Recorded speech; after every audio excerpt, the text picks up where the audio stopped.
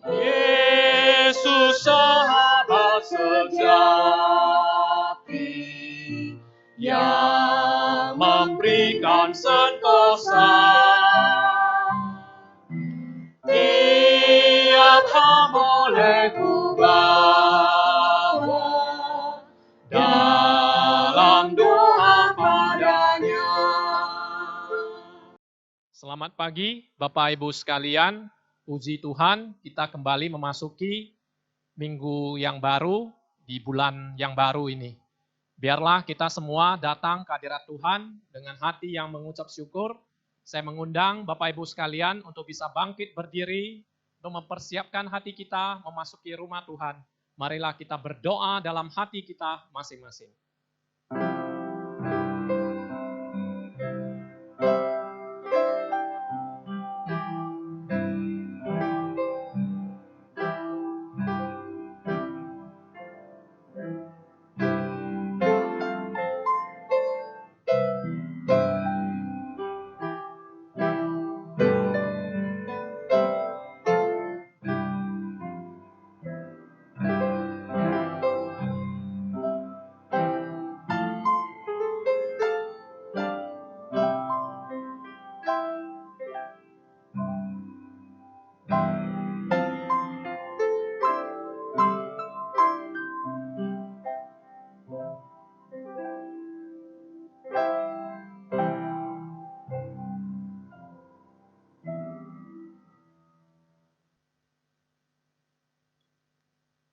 Kebaktian Minggu 5 Juli 2020 kita mulai dengan pengakuan pertolongan bagi kita datangnya dari Allah yang menjadikan langit dan bumi. Turunlah atas kita anugerah sejahtera damai sukacita dari Allah Bapa dan Tuhan kita Yesus Kristus serta pertolongan Roh Kudus. Amin. Dengarlah firman Tuhan yang membimbing kita memasuki ibadah kita pada pagi ini, yang diambil dari Efesus 5 ayat 15 sampai ayat yang ke-16. Karena itu, perhatikanlah dengan seksama bagaimana kamu hidup. Janganlah seperti orang bebal, tetapi seperti orang adil. Dan pergunakanlah waktu yang ada, karena hari-hari ini adalah jahat. Kita naikkan pujian hormat bagi Allah Bapa.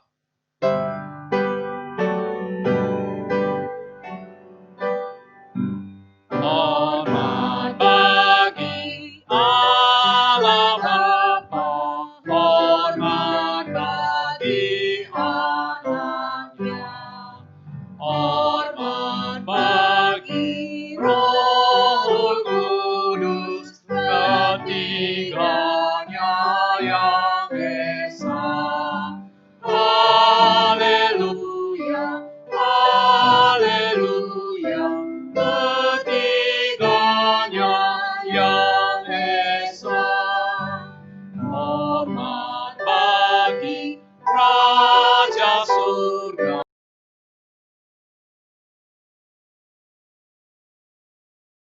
Tuhan kaum manusia.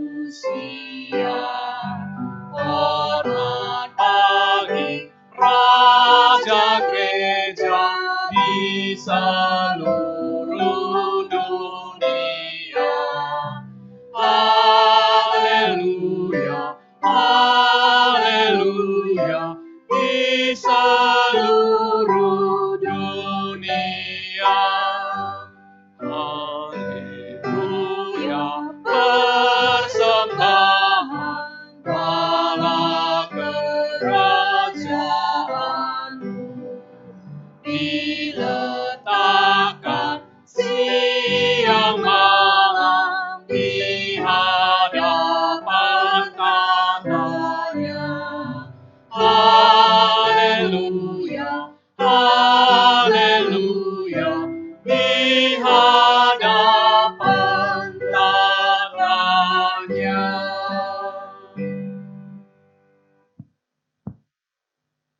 Berikutnya kita akan berdoa untuk pembukaan dan juga doa pengakuan dosa.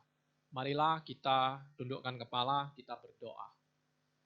Tuhan, kembali kami datang ke hadirat-Mu, kami bersyukur, kami berterima kasih, kami masih diberikan kesempatan untuk memuji, memuliakan nama Tuhan, dan kami boleh bersekutu, beribadah bersama melalui ibadah online ini. Kami berdoa, menyerahkan untuk kami semua, di dalam segala keberadaan kami, Tuhan masih memelihara, memberikan kepada kami kekuatan, kesehatan. Kami berdoa pada kesempatan ini, Tuhan mengampuni kami akan segala dosa dan kesalahan kami. Biarlah Tuhan terus pakai kami di dalam kehidupan kami, boleh menjadi cahaya terang untuk memuji, memuliakan nama Tuhan. Apabila Tuhan dapati kami sering jauh dari apa yang Tuhan rencanakan, dan bahkan kami berpaling, kami melakukan hal-hal yang melukai hati Tuhan. Ampunilah kami ya Bapa, supaya kami layak untuk dipanggil dan disebut sebagai anak-anak Tuhan kembali. Kami berdoa supaya Tuhan yang pimpin kami semua. Di dalam nama anak-Mu Tuhan Yesus Kristus, kami telah berdoa dan mengucap syukur. Amin.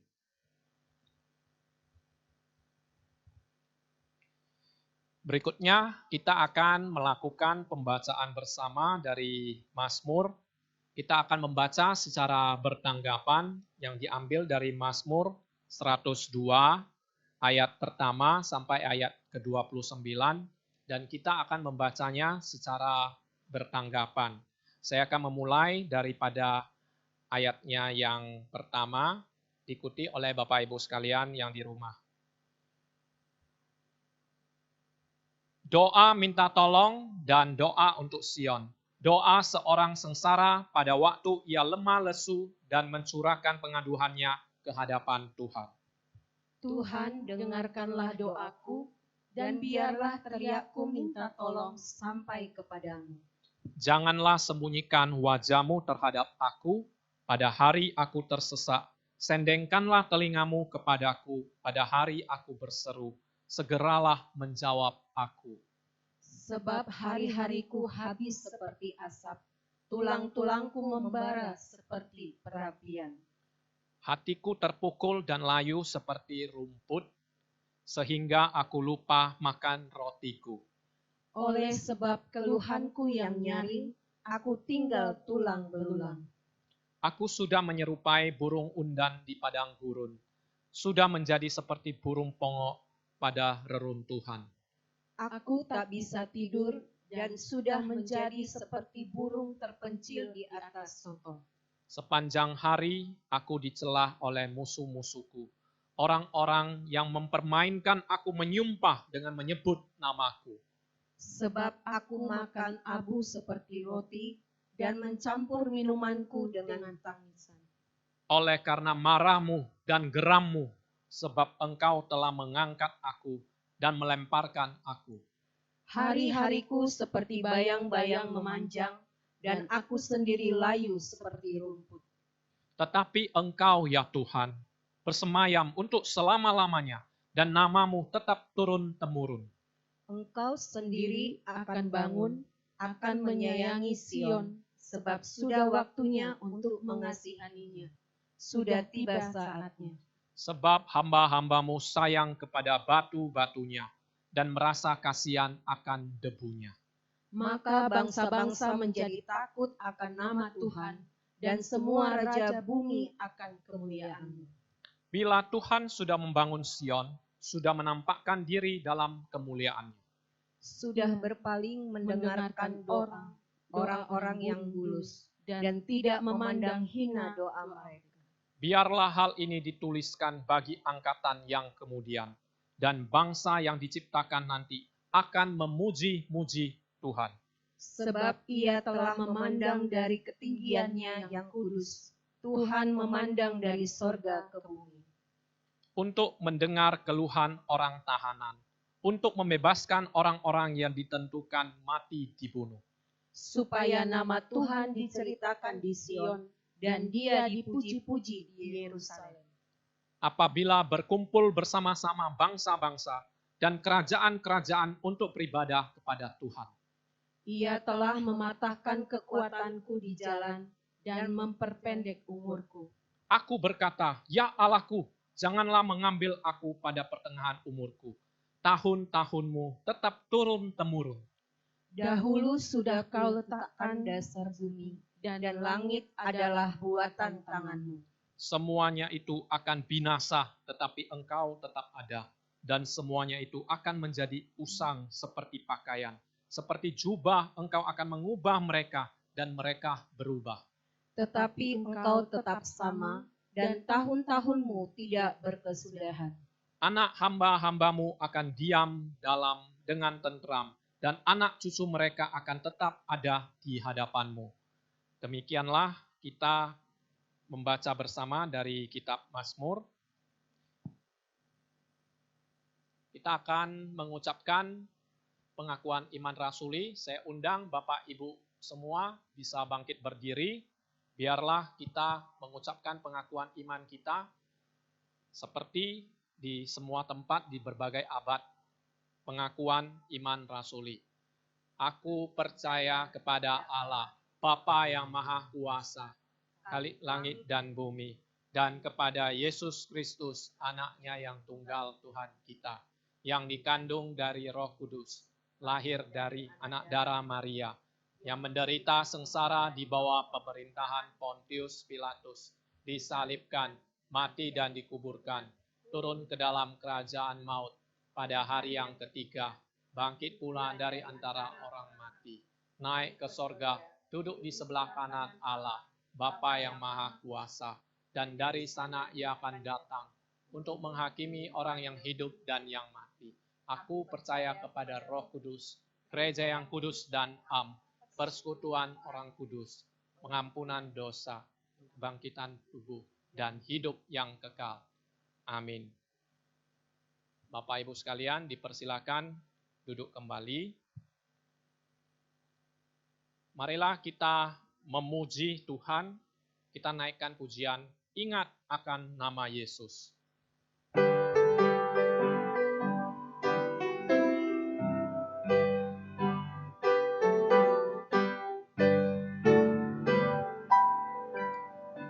Ingat akan nama Yesus, kamu yang menanggung berat. Nama itu beri kekuatan bagi orang yang benar. Indahlah namanya, perlindungan yang teguh. Indahlah namanya, perlindungan yang teguh. Ingat akan nama Yesus, tempat berlindung teduh. Walau godaan menimpa,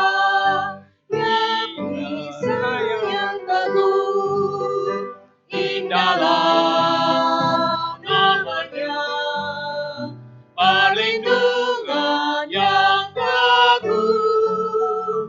Indahlah namanya, perlindungan yang teguh. Nama Yesus sungguh indah, menggemarkan jiwaku. Ya selalu beri penghiburan, ku mau puji nama-Mu. Indahlah namanya, perlindungan yang teguh. Indahlah namanya, perlindungan yang teguh.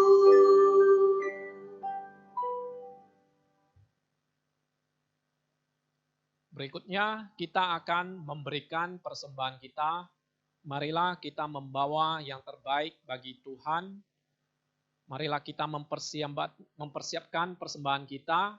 Bapak Ibu sekalian dapat memberikan persembahan melalui nomor rekening yang tertera pada bagian bawah daripada layar yang tertera pada link yang tersedia. Sambil kita memberikan persembahan kita naikkan pujian Ku bersandar pada yang kekal.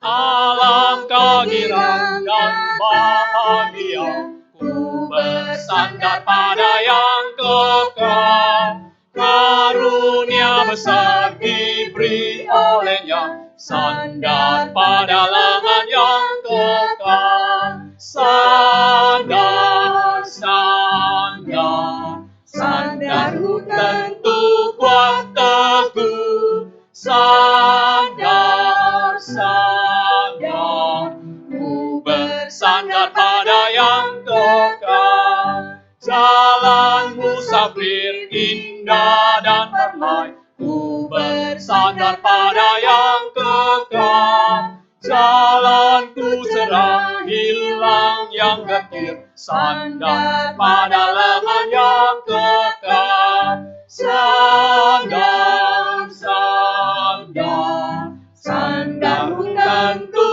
kuat teguh. Sandar, sandar, ku bersandar pada yang kekal. Hilanglah cemas, hilang takutku, ku bersandar pada yang kekal.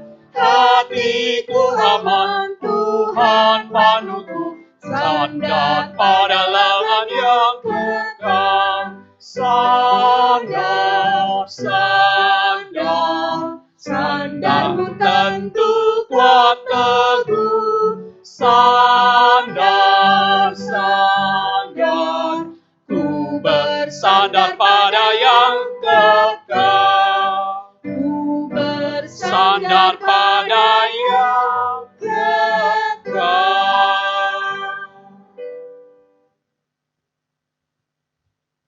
Marilah kita berdoa bersama untuk persembahan. Tuhan, sungguh kami bersyukur, kami berterima kasih, kami boleh memberikan persembahan kami pada pagi ini. Kiranya persembahan yang telah dikumpulkan ini boleh Tuhan pakai bagi pelayanan kemuliaan bagi nama Tuhan. Kami berdoa di tengah pandemi ini, di tengah kesusahan yang ada, biarlah kami boleh belajar terus bersyukur, bersandar, berharap kepada Tuhan. Biarlah hati kami boleh tertuju hanya kepada Tuhan, di dalam segala apa yang kami hadapi ini, di dalam usaha, di dalam keluarga, di dalam pelayanan kami ini. Biarlah Tuhan bantu dan tolong kami, supaya kami dapat menjadi contoh dan teladan hidup menurut kehendak Tuhan. Kami berdoa menyerahkan untuk teman-teman kami, saudara kami, keluarga kami yang menghadapi pergumulan di dalam masalah keuangan, di dalam pekerjaan, di dalam studi, maupun apapun yang dihadapi, maupun kelemahan tubuh. Biarlah kami boleh terus bersandar dan berharap kepada Tuhan.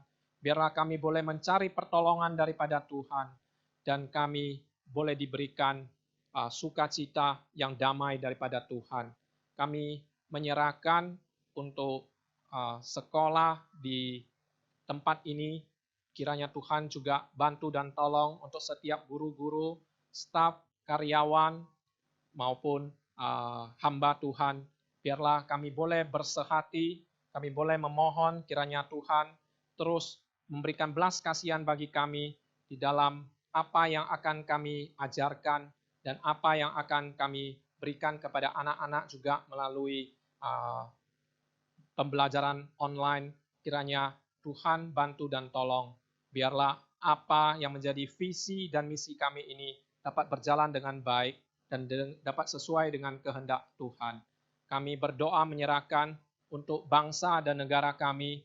Biarlah Tuhan juga memberikan hati pemimpin yang takut kepada Tuhan di tengah pandemi ini, untuk segala bantuan yang diberikan oleh pemerintah, untuk perawat, untuk dokter, maupun semua yang merawat pasien COVID, maupun kami semua yang boleh ikut berbagian di dalamnya. Kiranya Tuhan memberikan kepada kami hati yang benar takut akan Tuhan.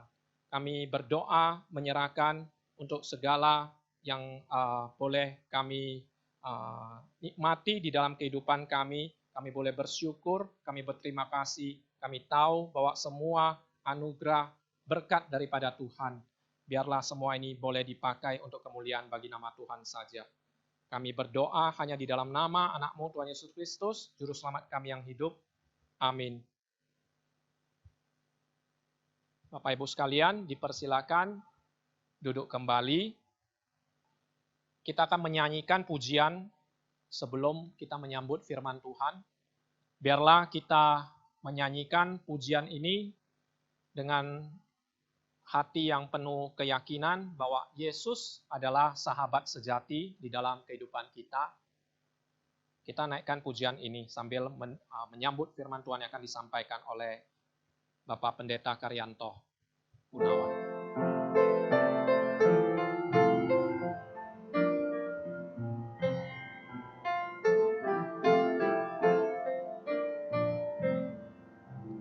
Yesus sahabat sejati yang memberikan sentosa. Tiap ham boleh ku bawa dalam doa padanya. Bila hatiku gelisah, aku salah dan lemah, karena lalai serahkan hidup dalam doa padanya. Jika oleh pencobaan kacau balau hidupmu, jangan lagi putus asa, pada Tuhan berseru. Yesus kawan yang setia, tidak ada taranya. Ya tahu kelemahanmu, naikkan doa padanya. Adakah hatimu susah, berbeban serta lelah? Yesuslah pelindung kita, naikkan doa padanya. Walau andai tak setia, Yesus kawan yang bahkan, Ia memang hibur kita, naikkan doa padanya.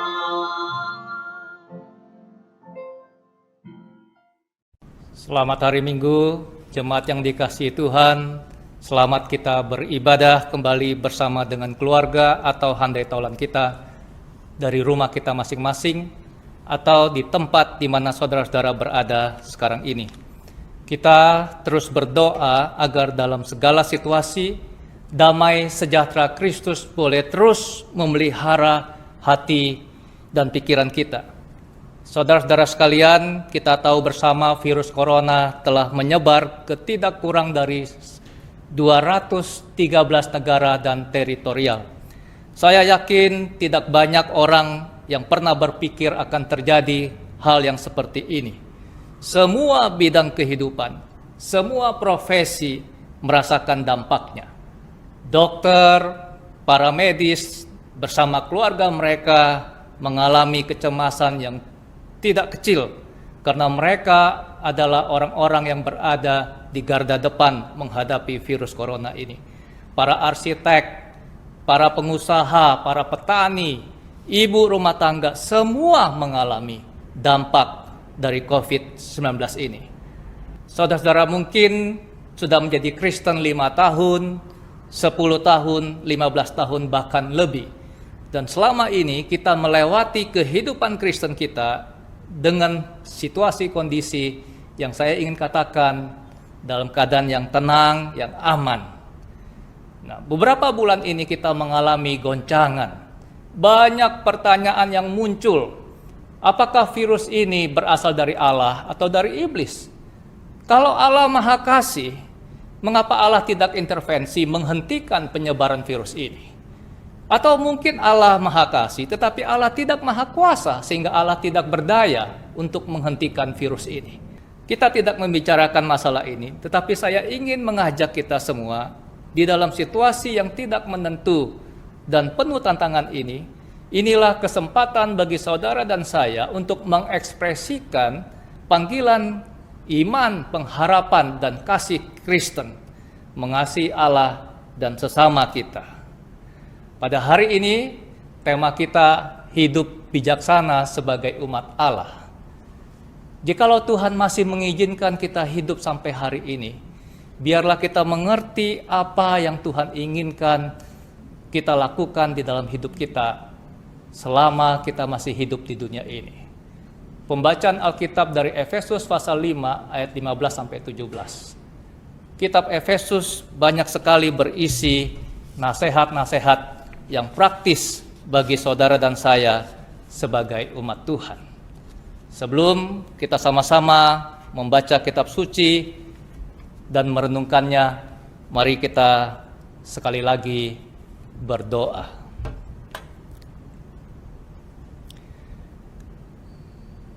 Bapa Surgawi, Allah yang penuh rahmat dan belas kasihan, sekarang bersama-sama dengan keluarga atau dengan handai tolan di tempat kami masing-masing, kami menghampiri Dikau, Allah yang bertahta di tempat yang maha tinggi. Kami menghampiri Dikau, Allah yang maha kudus, seraya kami mempersembahkan syukur kami atas pemeliharaan-Mu bagi kami. Kami yakin dan telah mengalami sendiri kasih pemeliharaan-Mu yang setia. Kami yakin akan kuasa-Mu. Kami yakin Engkaulah satu-satunya yang berdaulat penuh atas segala sesuatu, yang terus mengendalikan segala peristiwa dalam hidup manusia. Ya Tuhan, kami rindu Engkau hadir di tengah-tengah kami, sebagaimana janji firman-Mu, di mana 2 atau 3 orang berhimpun dalam nama-Mu, di situ Engkau hadir. Tuhan, kami akan membaca kitab suci, belajar dan merenungkannya. Kami mohon Roh Kudus hadir di tengah-tengah kami, menjamah kami. Anugerahkanlah kepada kami hati yang lembut untuk benih firman-Mu. Menjadi kerinduan dan doa kami, bukan saja kami menjadi pendengar, tetapi Tuhan, berikanlah kepada kami dorongan dan kemampuan untuk juga menjadi pelaku-pelaku firman di dalam kehidupan kami sehari-hari. Karena hanya dengan melakukan firman-Mu lah kami dapat disebut sebagai yang berbahagia adanya. Inilah doa permohonan kami yang kami panjatkan hanya di dalam nama Tuhan Yesus Kristus, nama yang terindah di atas segala nama, Tuhan dan Juru Selamat kami yang hidup. Amin. Bersabdalah Tuhan, kami mendengarkan. Bersabdalah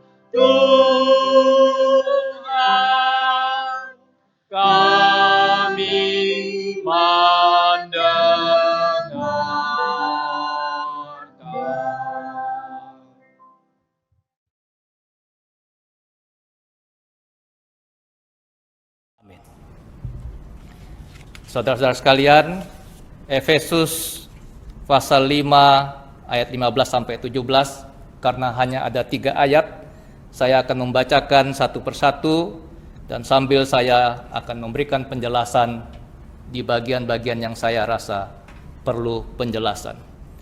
Efesus pasal 5 ayat 15. Karena itu, perhatikanlah dengan saksama bagaimana kamu hidup. Janganlah seperti orang bebal, tetapi seperti orang arif. Dalam terjemahan hurufiahnya, karena itu perhatikanlah dengan saksama bagaimana kamu berjalan. Janganlah seperti orang bebal, tetapi seperti orang arif. Saudara-saudara sekalian, falsafah hidup orang Ibrani menggambarkan kehidupan seorang manusia itu seperti sebuah perjalanan. Saudara-saudara bisa membayangkan jikalau saudara ingin melakukan sebuah perjalanan dari rumah saudara ke suatu tempat yang saudara ingin tuju. Ada saat ketika saudara mulai perjalanan dan ada saatnya saudara tiba di tempat tujuan, saudara tidak lagi melakukan perjalanan. Bagi orang-orang Ibrani, kehidupan seorang manusia itu tidak seperti roda yang berputar di tempat, kadang-kadang kita di atas, kadang-kadang kita di bawah. Tetapi seperti seorang yang melakukan perjalanan. Sejak dia lahir sampai dia meninggal, itulah perjalanan yang akan dilakukan oleh seorang manusia. Saya ingin memperlihatkan beberapa contoh yang menunjukkan bahwa bagi orang Ibrani, sebuah kehidupan itu adalah sebuah perjalanan.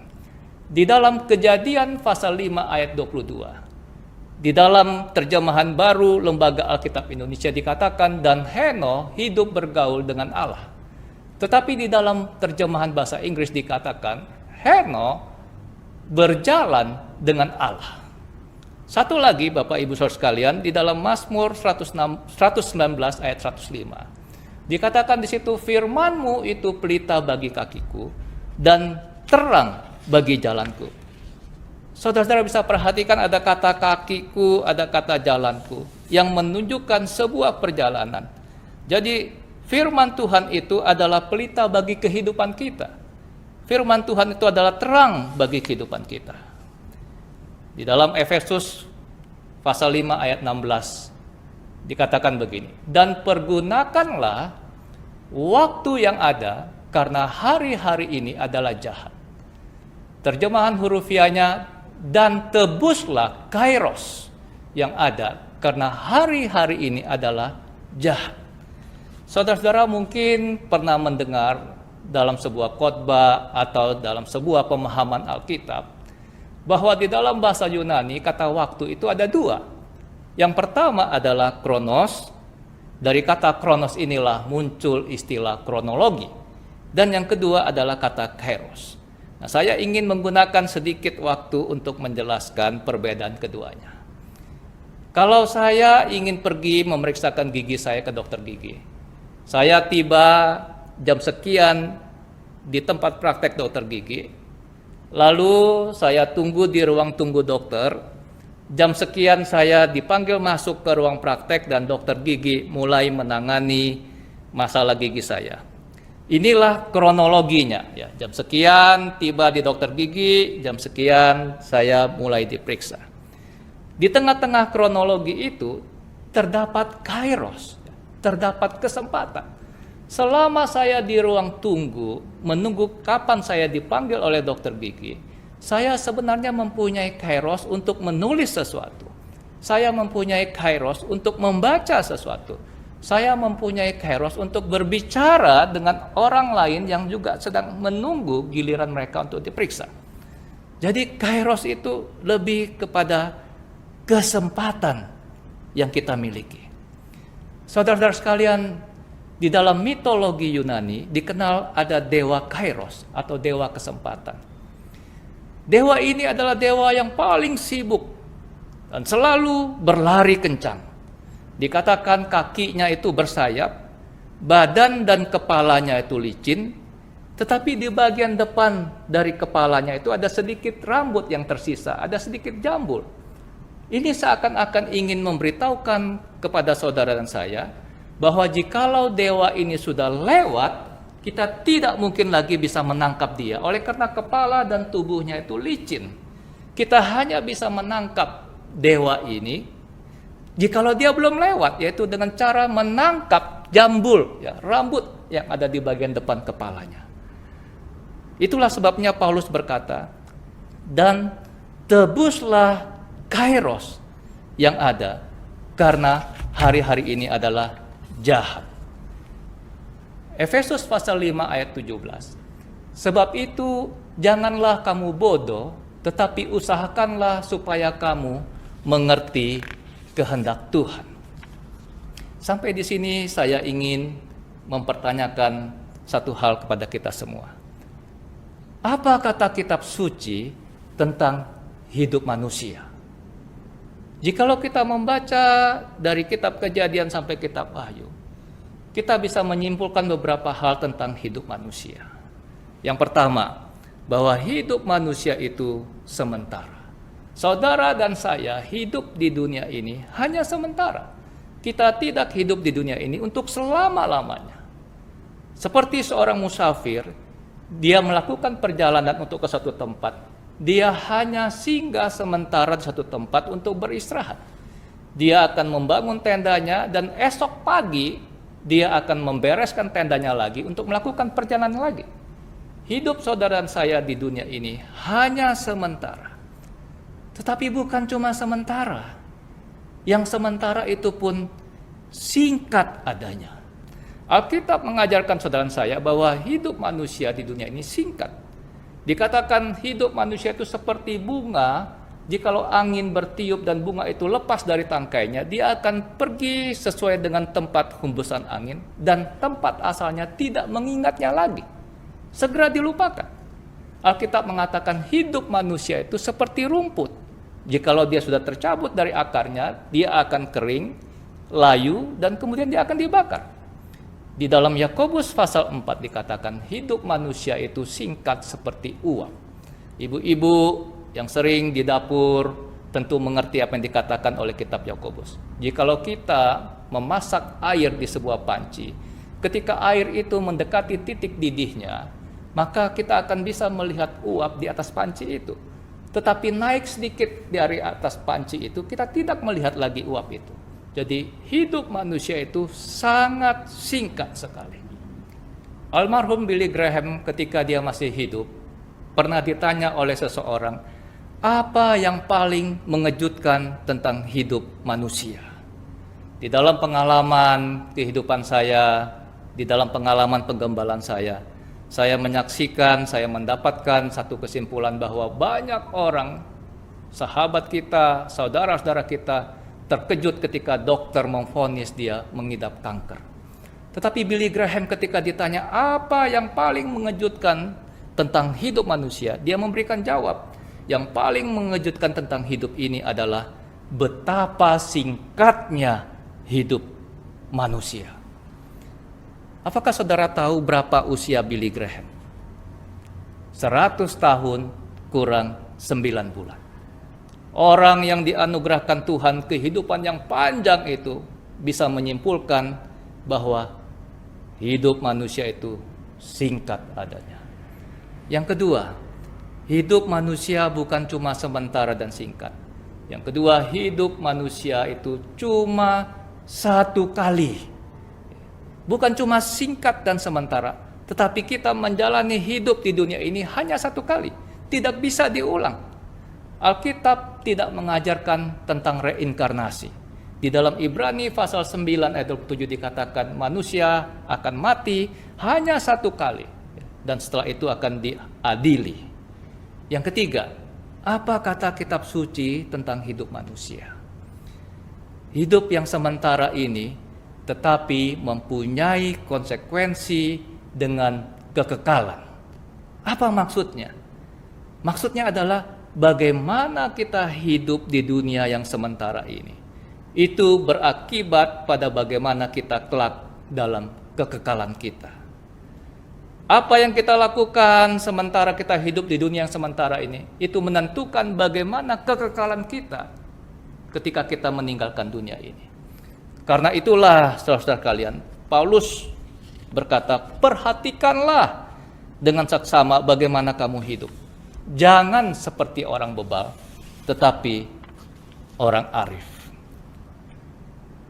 Saya ingin kita sama-sama melihat 2 poin dari 3 ayat ini.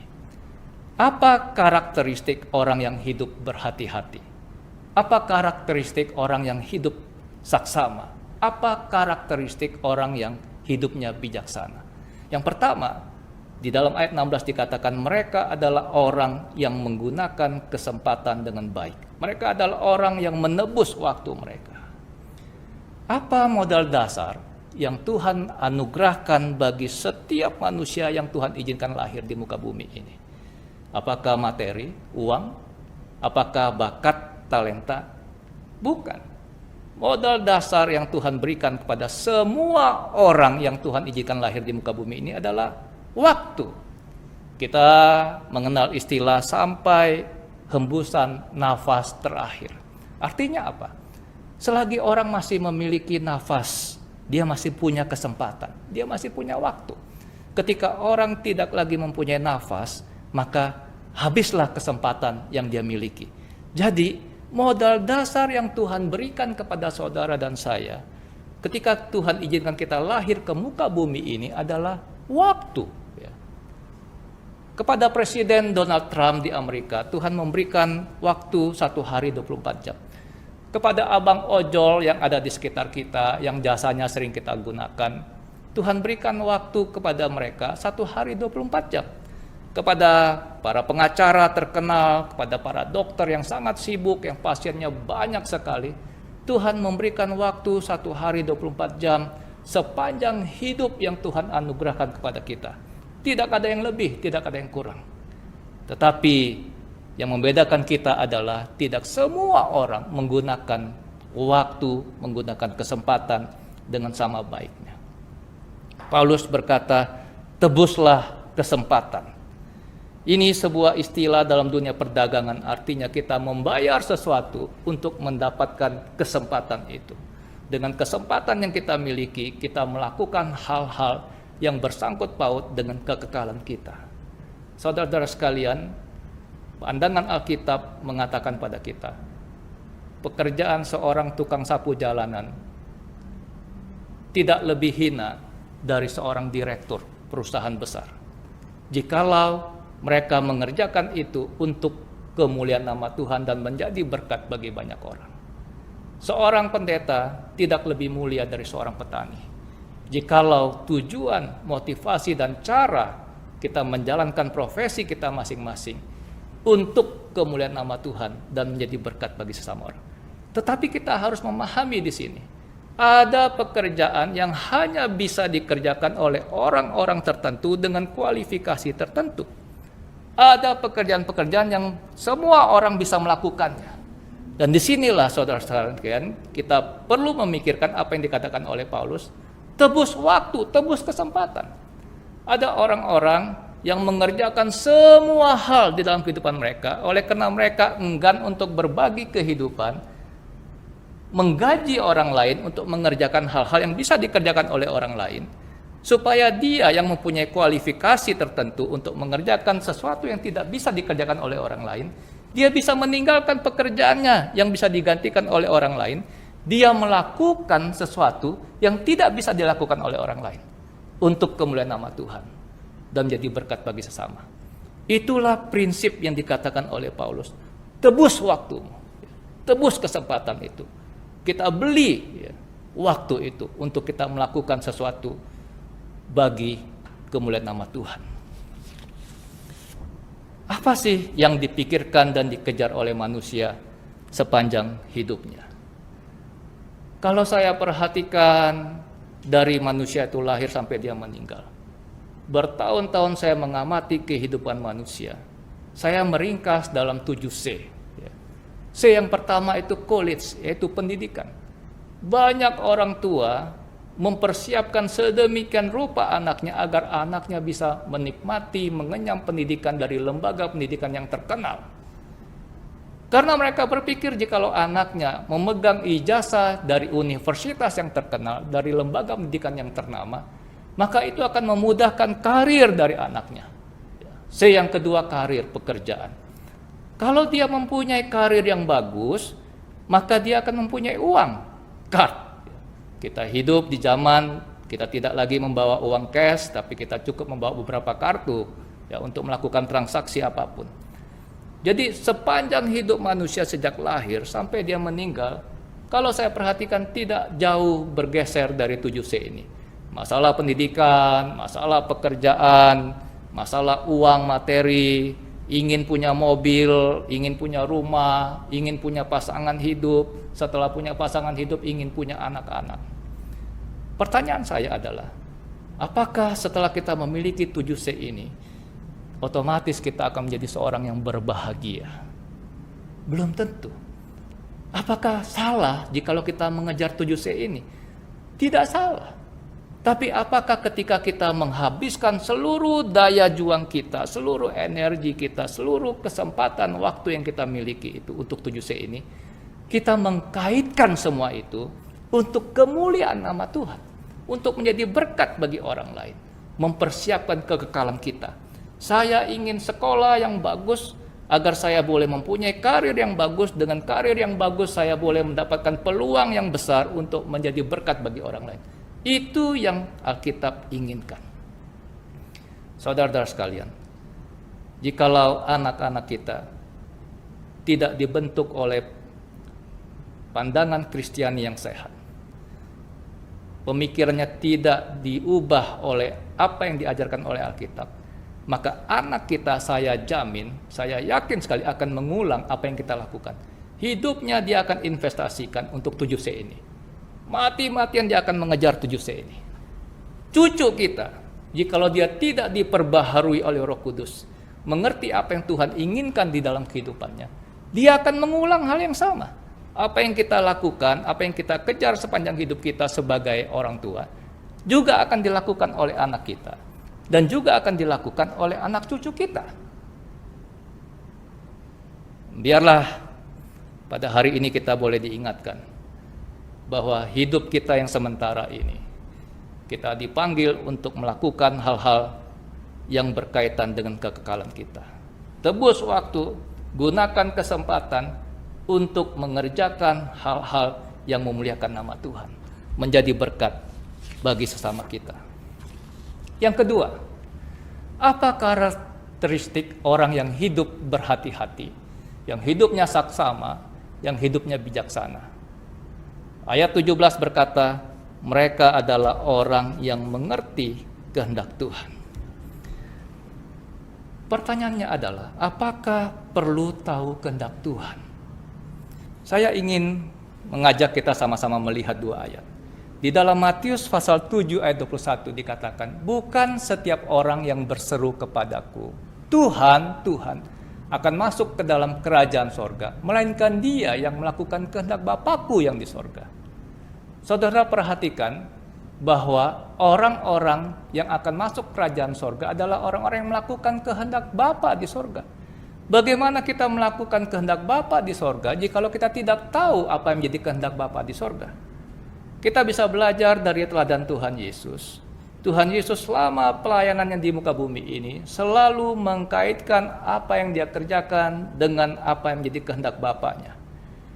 Salah satu ayat yang sangat terkenal yang kita semua mungkin pernah mendengarnya, Tuhan Yesus berkata bahwa makananku ialah melakukan kehendak Dia yang mengutus aku.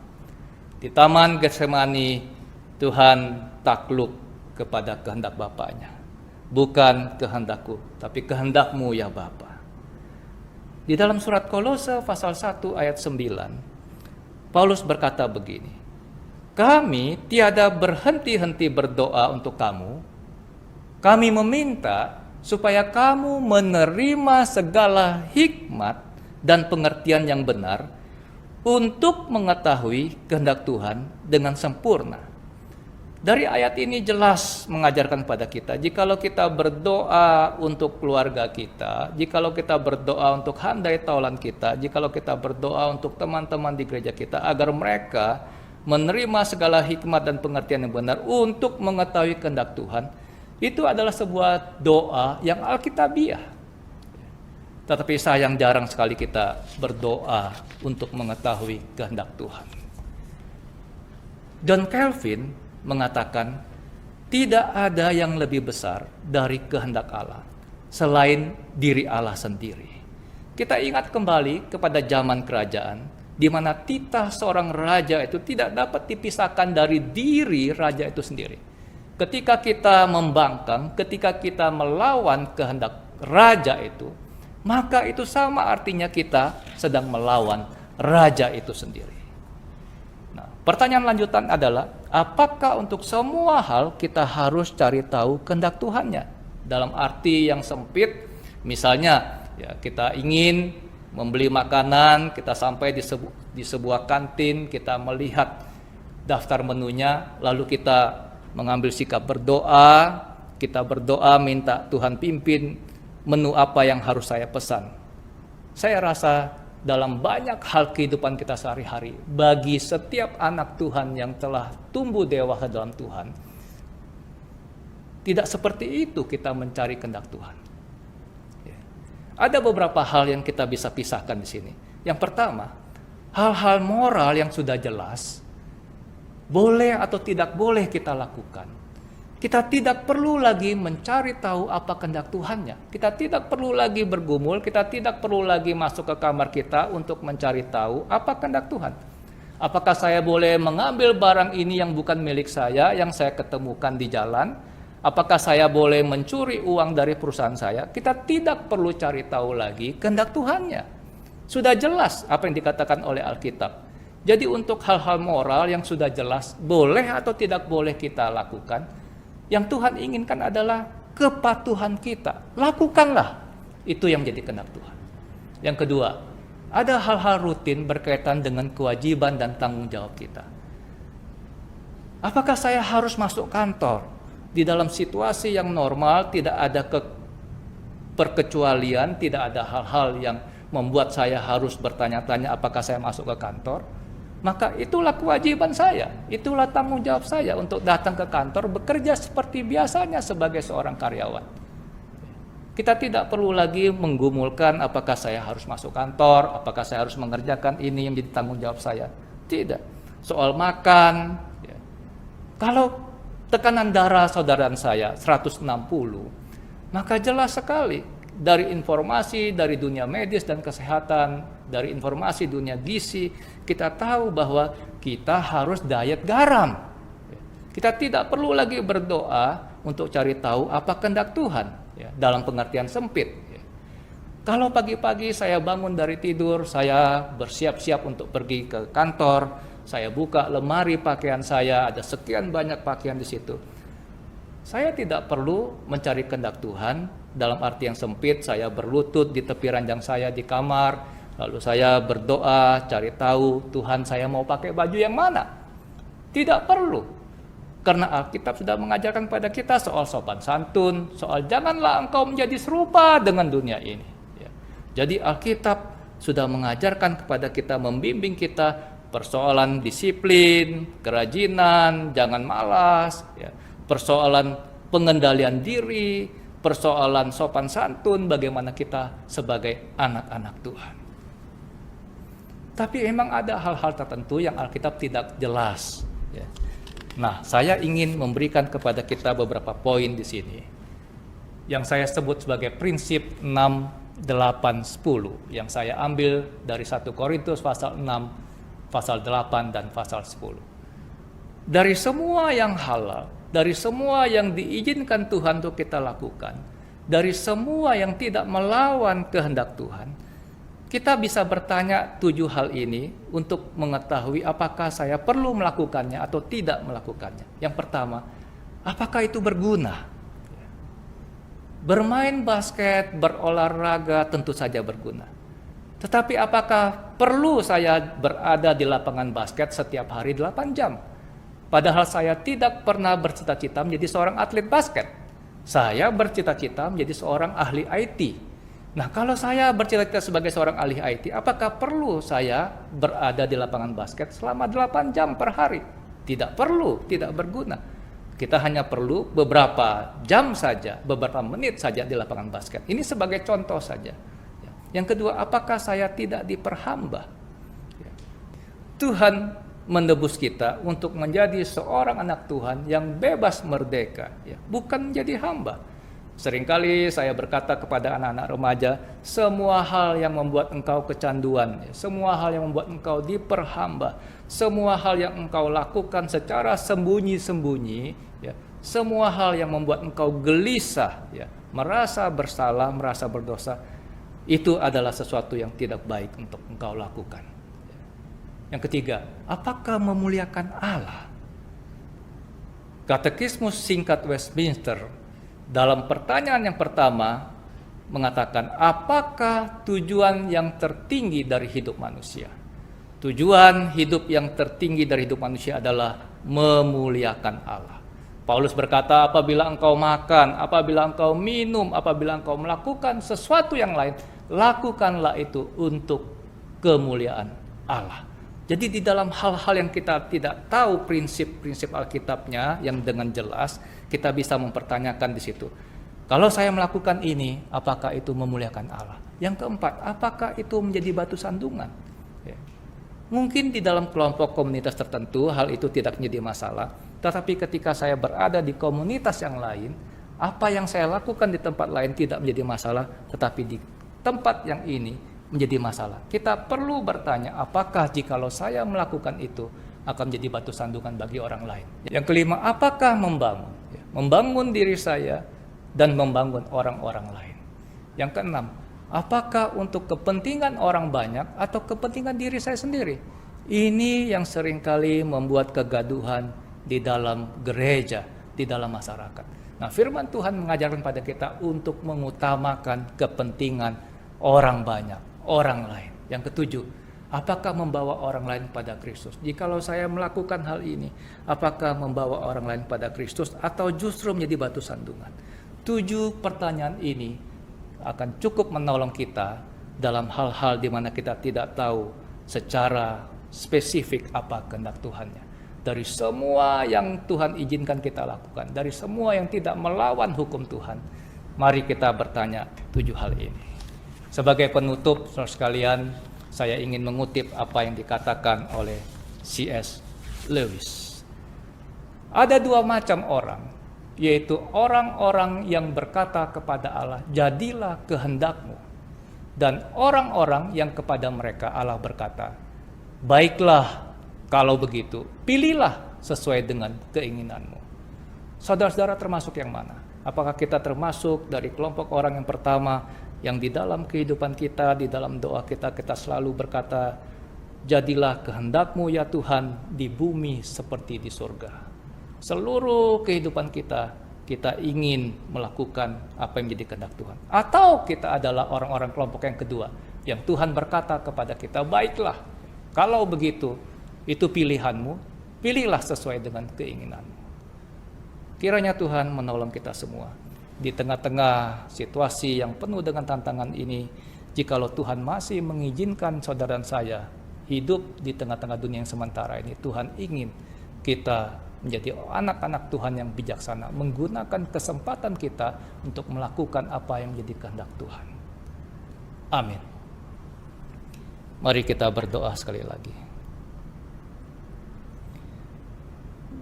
Tuhan, jikalau Tuhan masih mengizinkan kami hidup di tengah-tengah dunia yang sementara ini, tentulah Tuhan punya maksud dan rencana bagi setiap kami. Kami telah mendengarkan penguraian firman-Mu, sekarang bantulah kami ya Tuhan, agar kami boleh sungguh-sungguh menggunakan setiap kesempatan yang Tuhan masih anugerahkan bagi kami, demi hormat dan kemuliaan nama-Mu. Ya Tuhan, bantulah kami juga untuk terus bertumbuh di dalam pengenalan kami akan kehendak-Mu. Bukan saja kami tahu apa yang menjadi kehendak-Mu Tuhan, tetapi berikanlah juga kepada kami satu komitmen di dalam kehidupan Kristen kami untuk belajar mematuhi, melakukan apa yang menjadi kehendak-Mu. Inilah doa permohonan kami yang kami panjatkan hanya di dalam nama Tuhan Yesus Kristus, Tuhan dan Juru Selamat kami yang hidup. Amin. Akan mengakhiri ibadah kita pada saat ini. Saya undang kita semua bangkit berdiri. Kita akan kembalikan kemuliaan bagi Tuhan. Kita nyanyikan lagu doksologi.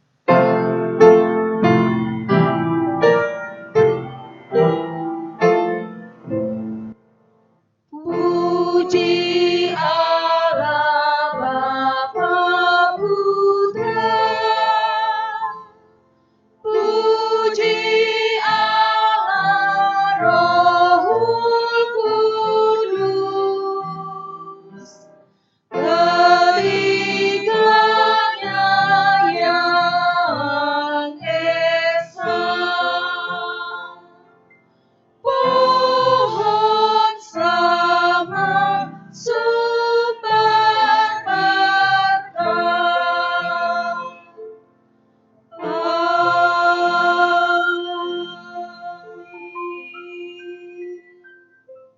Mari kita bersama-sama mengucapkan doa yang diajarkan Tuhan Yesus, doa Bapa kami. Bapa kami yang di surga, dikuduskanlah namamu, datanglah kerajaanmu, jadilah kehendakmu di bumi seperti di sorga. Berikanlah kami pada hari ini makanan kami yang secukupnya, dan ampunilah kami akan kesalahan kami, seperti kami juga mengampuni orang bersalah pada kami. Janganlah membawa kami dalam pencobaan, tetapi lepaskanlah kami daripada yang jahat. Karena Engkaulah yang mempunyai kerajaan dan kuasa dan kemuliaan sampai selama-lamanya. Amin. Jemaat kekasih Kristus, kembalilah ke dalam kehidupan kita. Firman Tuhan yang kita dengarkan hari ini kiranya menjadi pedoman, penuntun di dalam perjalanan kehidupan kita hari demi hari, di dalam menghidupi kehidupan kita untuk mempermuliakan Tuhan. Arahkanlah hatimu kepada Tuhan dan terimalah berkat Tuhan. Kasih karunia dari Allah Bapa, kasih sayang yang besar dari Tuhan kita Yesus Kristus, persekutuan dan tuntunan Allah Roh Kudus, menuntun dan menyertai saudara sekalian dari sekarang ini sampai Tuhan Yesus datang kedua kalinya. Amin.